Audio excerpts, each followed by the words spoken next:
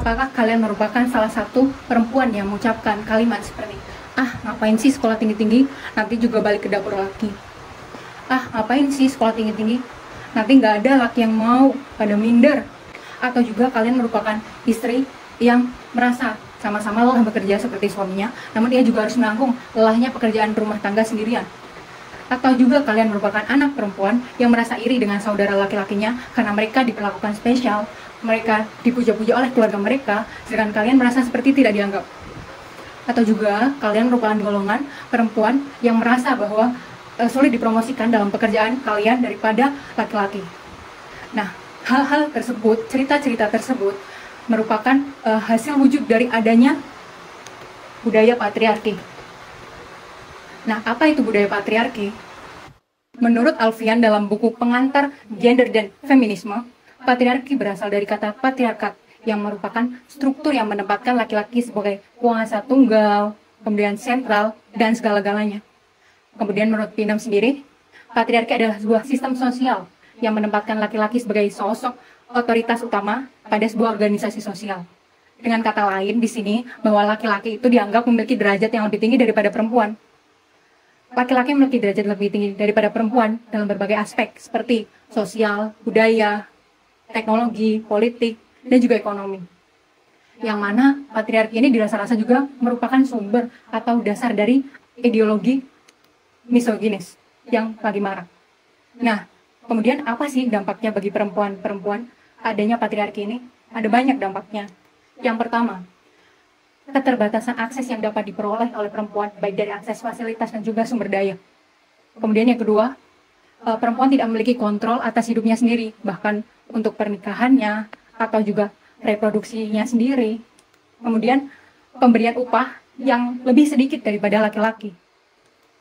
Kemudian peran perempuan diatur juga oleh norma-norma atau budaya setempat, sehingga peran perempuan sendiri dibatasi. Kemudian juga adanya penindasan, termasuk penindasan politik, pemberian suara, penyuaraan pendapat. Kemudian yang terakhir ada juga pembatasan potensi, yang mana pembatasan potensi ini kita highlight bahwa perempuan susah mendapatkan pendidikan dan juga melanjutkan karirnya dengan sukses ataupun mudah. Kemudian apa sih yang paling berdampak bagi perempuan? Yang paling berdampak itu adalah perempuan menjadi merasa rendah diri. Stereotip negatif yang dibentuk oleh budaya patriarki membuat perempuan merasa rendah diri, di mana ia merasa tidak yakin, tidak percaya akan kemampuan dirinya sendiri. Contohnya, ketika ada pencalonan seorang pemimpin, ia tidak berani untuk mencalonkan dirinya menjadi pemimpin ketika di situ ia melihat bahwa di situ ada sosok laki-laki. Di dalam dirinya sudah tertanam bahwa sosok pemimpin itu haruslah laki-laki. Dari mana pemikiran tersebut? Berasal dari mana? Siapa yang mengatakan? Pemikiran tersebut telah tertanam dari dirinya sejak ia kecil oleh lingkungannya, oleh lingkungan sekitarnya. Kemudian rasa rendah diri itu juga ditemukan dengan banyaknya perempuan yang tidak berani untuk speak up, menyuarakan pendapatnya, dan sebagainya, karena ia sekali lagi merasa tidak pantas dan juga tidak berani. Hal ini terjadi karena budaya patriarki telah mengatur bahwa perempuan itu harus begini, perempuan itu harus begitu, sehingga perempuan ini bingung atau tidak bisa untuk mengekspresikan dirinya dengan bebas, mengekspresikan ide-idenya atau kreativitasnya, sehingga ia tidak berani untuk mengungkapkannya atau berpendapat. Hal-hal tadi yang saya sebutkan itu merupakan contoh dari dampak-dampak patriarki yang menyebabkan perempuan sekali lagi merasa rendah diri. Faktanya, perempuan memiliki banyak keunggulan daripada laki-laki. Keunggulan-keunggulan tersebut yang dapat saya sebutkan di sini hanyalah beberapa. Selebihnya masih lebih banyak daripada yang akan saya paparkan. Yang pertama yaitu perempuan lebih dapat mengingat daripada laki-laki. Fakta ini dibuktikan dengan penelitian oleh peneliti di Universitas Aston Inggris. Dia menyatakan bahwa perempuan lebih dapat mengingat daripada laki-laki hingga usianya tua. Kemudian yang kedua, multitasking. Perempuan dapat melakukan banyak hal dalam sekali waktu, yang mana disebut menjadi multitasking ini, daripada laki-laki. Terdapat penelitian yang melakukan percobaan di Inggris dengan mengumpulkan banyak partisipan untuk melakukan percobaan di mana ia harus mencari kunci di sebuah lapangan sambil mengerjakan soal matematika sederhana dan juga dengan disambi dengan telepon. Hasilnya menunjukkan bahwa perempuan dapat melakukan semua hal tersebut dalam satu waktu dan dilakukan dengan tepat dan juga cepat. Berbeda dengan laki-laki, ia tidak bisa melakukan banyak hal dalam satu waktu. Kemudian, perempuan dikenal lebih peka terhadap lingkungan sekitar. Maka dari itu, ia dapat lebih terhubung dengan emosional terhadap orang lain. Skill ini dibutuhkan oleh pemimpin kolaboratif, yang mana ia harus mengeratkan hubungan antar tim, antar anggota tim, dan juga melakukan komunikasi yang baik. Yang mana komunikasi yang baik tersebut juga merupakan salah satu keunggulan dari wanita atau perempuan. Nah, kemudian di sini muncullah pertanyaan, kenapa perusahaan lebih memilih laki-laki daripada perempuan ketika merekrut karyawan? Dimana bisa dilihat tadi bahwa perempuan itu bisa melakukan banyak hal. Dia bisa menjadi pemimpin, dia juga bisa lebih peka terhadap lingkungan, lebih cepat tanggap yang tentunya, lebih dapat menghafal detail dan juga teliti. Nah, mengapa perusahaan lebih memilih laki-laki? Hal ini cenderung bisa dikaitkan dengan budaya patriarki. Budaya patriarki tersebut yang membangun pikiran tersebut sehingga perusahaan menjadi banyak perusahaan konvensional yang berpikir bahwa perempuan itu lebih lemah daripada laki-laki, maka laki-lakilah yang harus saya pilih. Untuk menghadapi budaya patriarki tersebut, maka kita membutuhkan konsep yang disebut dengan gender equality. Gender equality atau kesetaraan gender tersebut merupakan konsep yang tetap faktual dan juga semakin menguat dari waktu ke waktu. Hal ini dibuktikan dengan adanya fakta bahwa pembicaraan mengenai kesetaraan gender ini tidak hanya dibicarakan di dalam forum-forum negara besar saja, tetapi mulai didiskusikan di forum-forum negara berkembang. Maka masalah ini menarik ketertarikan Hayalak secara umum untuk segera dicarikan solusinya, yang kemudian hal tersebut menjadi salah satu cita-cita yang mulia untuk mewujudkan keadilan sosial yang seutuhnya. Nah, video yang saya buat ini juga merupakan salah satu bentuk kepedulian saya terhadap terwujudnya kesetaraan gender. Nah, untuk mengimplementasikan konsep kesetaraan gender tersebut, maka kita dapat melakukan implementasi sebagai berikut. Yang pertama, kita dapat membuat kebijakan di pemerintahan terkait seperti undang-undang kesetaraan gender dan semacamnya.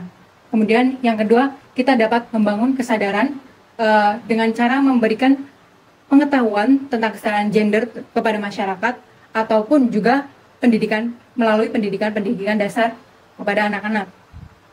Kemudian yang ketiga, kita harus makin mendorong partisipasi politik perempuan dan juga kepemimpinan, sehingga kita ketika memiliki pemimpin perempuan, maka akan banyak akses untuk perempuan menjangkau bidang-bidang ketertarikan dengan mudah, dan yang salah satunya yaitu politik itu sendiri. Kemudian kita juga dapat melibatkan perempuan untuk mengambil keputusan dari berbagai tingkatan di strata masyarakat. Kemudian kita juga harus mulai menghapuskan stereotip negatif mengenai pembatasan peran, baik itu pembatasan peran terhadap perempuan ataupun laki-laki, yang tentunya dapat menghambat potensi-potensi mereka. Kemudian yang paling penting adalah adanya pembuatan lembaga perlindungan dan pemberdayaan perempuan sebagai bentuk adanya jaminan hukum terhadap kesetaraan gender itu sendiri. Konsep kesetaraan gender tersebut dapat diperjuangkan melalui gerakan-gerakan baik kancah nasional maupun internasional, bisa dibawakan oleh tokoh-tokoh maupun juga organisasi-organisasi yang akan saya contohkan sebagai berikut. Yang pertama itu ada dari United Nations yang mendirikan United Nations Women, yang mana ini merupakan institut atau organisasi internasional yang memperjuangkan tentang kesetaraan gender dan juga hak-hak dari perempuan. Kemudian di kancah nasional atau Indonesia sendiri ada Institut Perempuan yang sama, yaitu untuk memperjuangkan hak-hak perempuan dan juga menyampaikan maksud dari kesetaraan gender. Kemudian ada juga Indonesian Business Coalition for Women Empowerment. IBCWE ini merupakan kumpulan perusahaan yang berkomitmen untuk memajukan perempuan dari segi ekonomi dan juga memperjuangkan tentang kesetaraan gender. Dan yang terakhir, yang banyak kita temui di universitas-universitas, ya baik di Undip maupun di universitas lain, yaitu ada Girl Up, yang berisikan mahasiswa-mahasiswa yang ingin memperjuangkan hak-hak perempuan dan juga kesetaraan gender. Kemudian selain diwujudkan dengan gerakan-gerakan dalam organisasi, kesetaraan gender juga dapat dituangkan, pemikirannya dapat disalurkan melalui tulisan ataupun buku. Salah satunya karya yang saya kenal yaitu buku Kim Ji-young Born in 1982 yang ditulis oleh Cho Nam-jo. Buku ini merupakan buku yang sangat terkenal di Korea Selatan, bahkan menjadi bestseller internasional karena Cho Nam-jo ini dapat menuangkan banyak keluh kesah atau penderitaan ketidakadilan perempuan selama hidupnya dalam satu tokoh, yaitu tokoh buatannya bernama Kim Ji-young ini. Kemudian selain dari buku maupun organisasi-organisasi, saya juga akan mencontohkan beberapa nama tokoh Indonesia yang berhasil menunjukkan bahwa perempuan dapat berkancah secara nasional dan juga internasional, dan juga dapat membawakan pesan-pesan kesetaraan gender selama mereka berkarir. Yang mana kita bisa tiru dari mereka. Yang pertama yaitu ada Sri Mulyani yang kita ketahui merupakan Menteri Keuangan Indonesia dan juga dapat berhasil meraih gelar Direktur Pelaksana World Bank yang merupakan gelar internasional tersebut.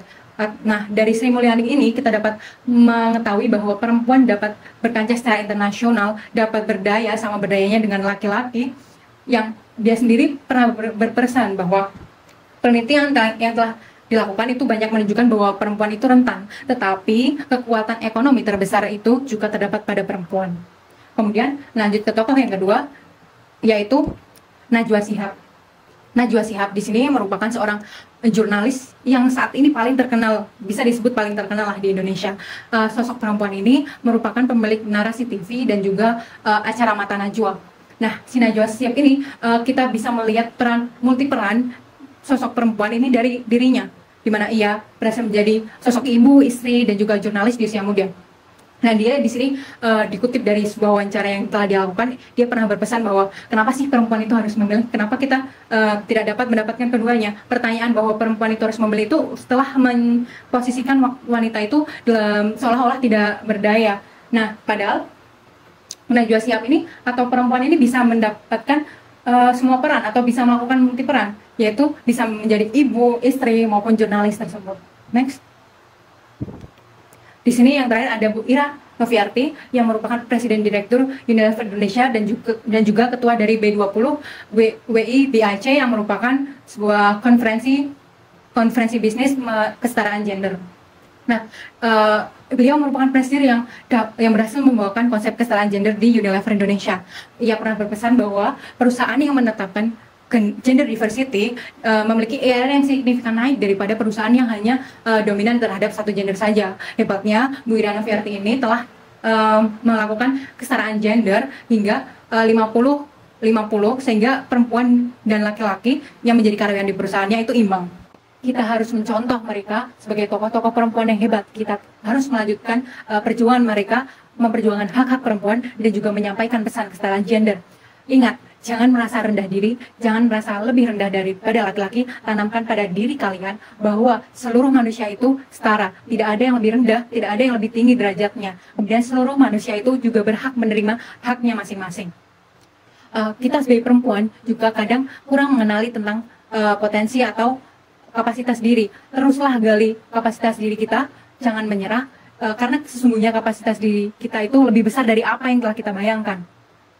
Menjadi lebih berani dalam menyuarakan pendapat juga perlu kita lakukan. Jangan pantang menyerah. Kemudian Bu Susi Susanti sebagai pebulu tangkis nasional legendaris yang telah menyabet juara All England pernah berpesan bahwa Kartini saja di masa tradisional, di era zaman dulu, ia berani mendobrak tradisi. Kita di era yang modern sekarang, di era yang lebih terbuka, sebagai perempuan haruslah berani berdiri sendiri, tidak boleh bergantung terhadap orang lain. Nah, mungkin video ini saya berharap bisa menjadi motivasi bagi perempuan-perempuan di luar sana yang terus mengejar mimpinya, terus mengejar cita-citanya, terus mengeluarkan aspirasinya, terus mengeluarkan ide-idenya. Dengan video ini, saya berharap kita, semua perempuan di Indonesia, menjadi sukses, menjadi apa yang kita harapkan. Maka sekian dari saya, terima kasih, mohon maaf bila ada salah.